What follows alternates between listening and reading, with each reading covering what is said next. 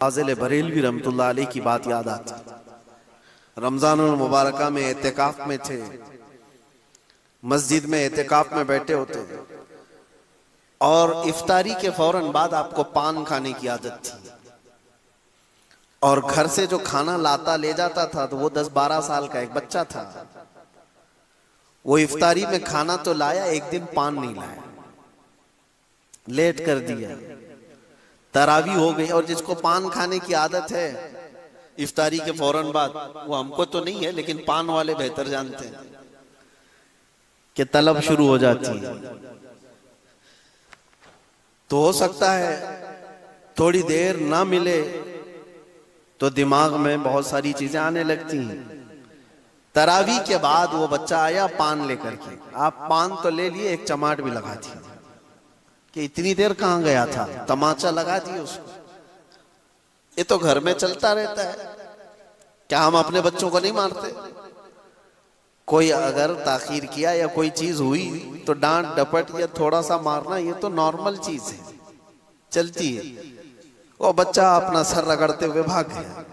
لیکن امام اہل سنت فاضل بریلوی رحمۃ اللہ علیہ وہ عاشق رسول، پان کھانے کے بعد بے چینی بڑھ گئی، اور اتنی بے چینی کہ مسجد میں ٹہلنے لگ گئے، ادھر سے ادھر ادھر سے ادھر.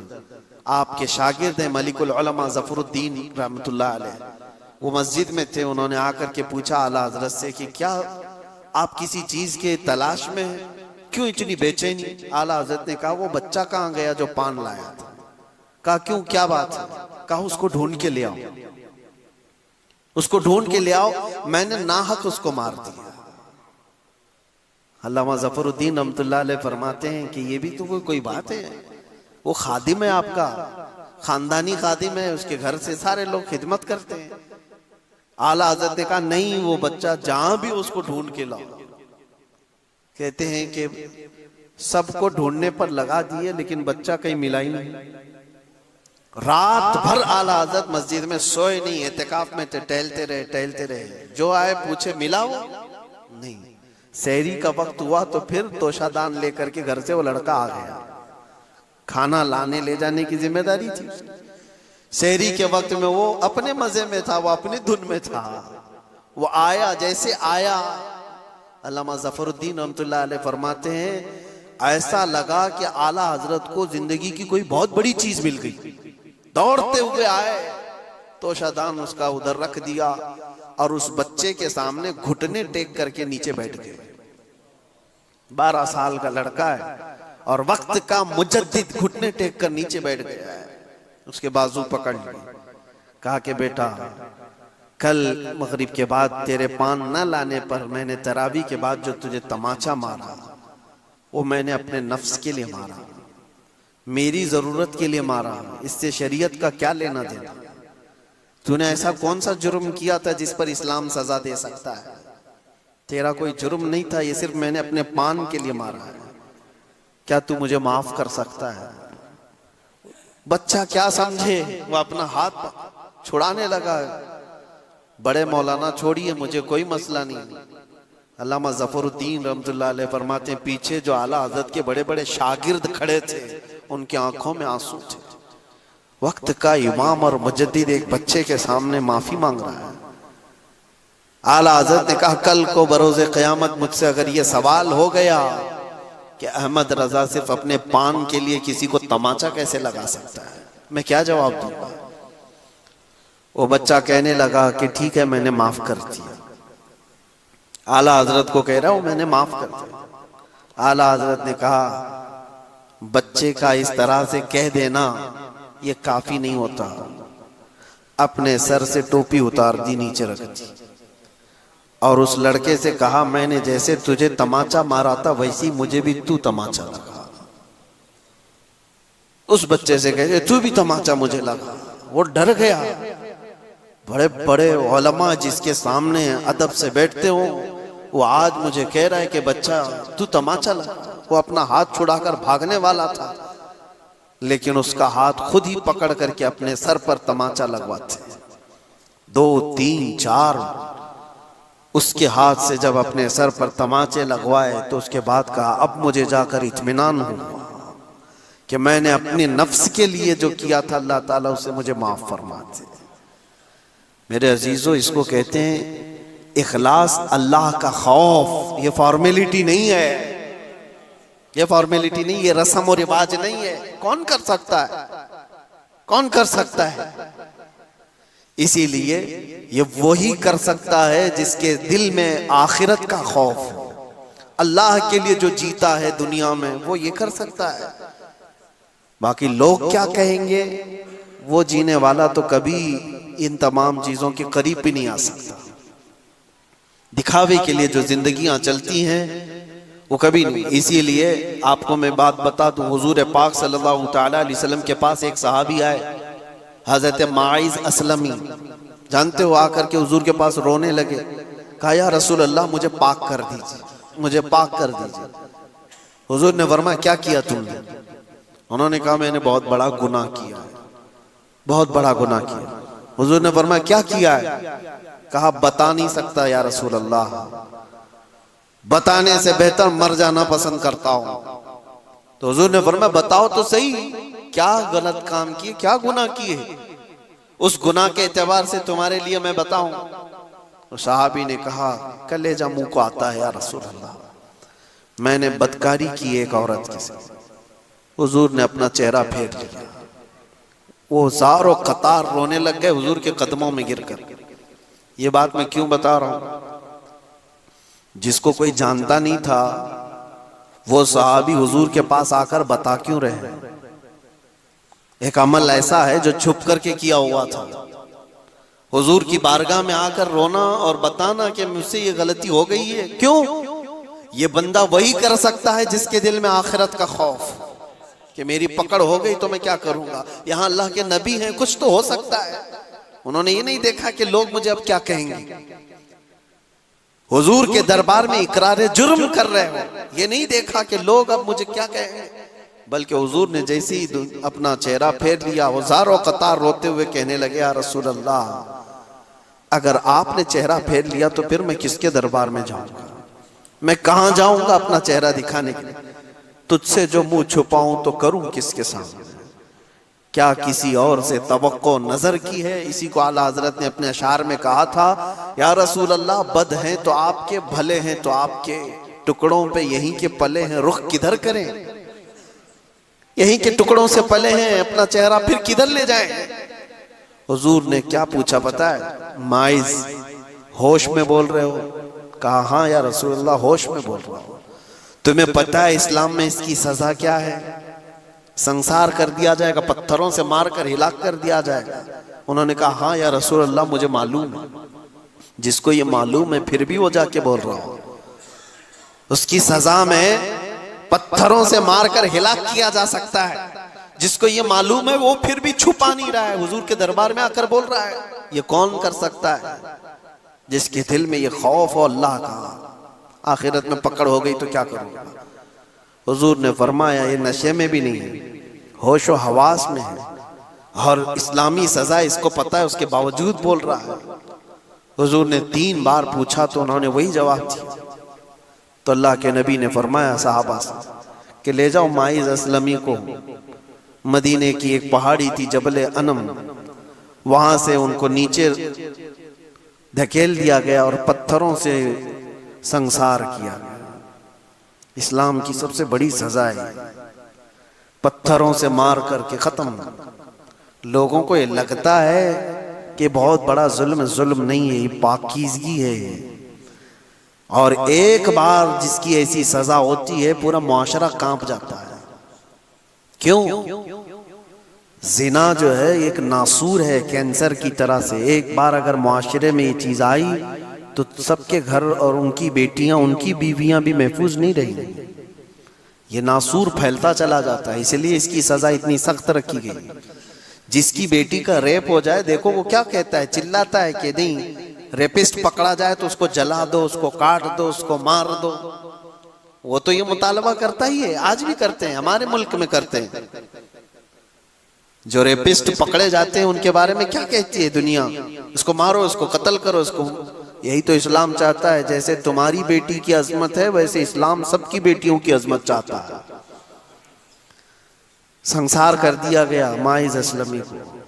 لیکن یہ پورا واقعہ تفصیل سے ہے. خود رسول پاک صلی اللہ علیہ وسلم ان کی موت پر رو رہے تھے اور حضور نے فرمایا تھا ماعز نے ایسی سچی توبہ کی، اللہ کی طرف سے جبرائیل پیغام لے کر کے آئے تھے کہ اللہ نے ان کی توبہ کے صدقے میں پورے مدینے والوں کے گناہ معاف کر دیے. سچا دل تھا، اخلاص تھا. اور اسی وقت میرے آقا نے فرمایا تھا التائب من الذنب کمن لا ذنب لہ، گناہوں سے توبہ کرنے والا ایسے ہی ہو جاتا ہے جیسے اس نے کوئی گناہ ہی نہیں کیا. یہ کب ہوتا ہے؟ جب خوف خدا سے دل لرز جاتا ہے، اخلاص سے بھرا ہوا دل پھوٹ کر کے رونے لگتا ہے اللہ کی بارگاہ میں، تو رب تبارک و تعالیٰ کی رحمتیں اس پر بے حساب ہوتی ہیں. اسی لیے میرے عزیزو، یہ مجلس ذکر ہے، یہاں پر کوئی دکھاوا نہ کرو. یہاں یہ تصور کرو کہ میں صرف اللہ کے بلاوے پر آیا ہوں، وہ مجھے دیکھ رہا ہے، بس اتنا کافی ہے. بہت سارے درباروں میں کھڑے ہوئے ہوں گے، بہت ساری جگہوں پر تمہیں بھی کھڑے ہونے کا اتفاق ہوا ہوگا، لیکن اللہ کی بارگاہ میں اس تصور کے ساتھ کھڑے ہو کر کے دیکھو ایک بار کہ مجھے کوئی دیکھ نہیں رہا ہے، صرف میرا رب دیکھ رہا ہے. میں ہوں اور میرا خدا ہے. یہ اخلاص لے کر آؤ، یہ دل کے اندر یہ پیوریٹی لے کر کے آؤ. اور دیکھو آج دور ایسا آ گیا ہے کہ ہماری آنکھیں اب سوکھ گئی ہیں، نہ خوف خدا سے کبھی روتی، نہ قبر کے عذاب سے کبھی لرزتے ہیں، نہ آخرت کا ڈر ہمیں کبھی ستاتا ہے. کیا کبھی ایسا ہوا کہ تمہارے بستر پر تمہیں بے چینی ہو رہی ہو؟ لیکن بے چینی ہوئی ہوگی دوسرے کاموں کی وجہ سے.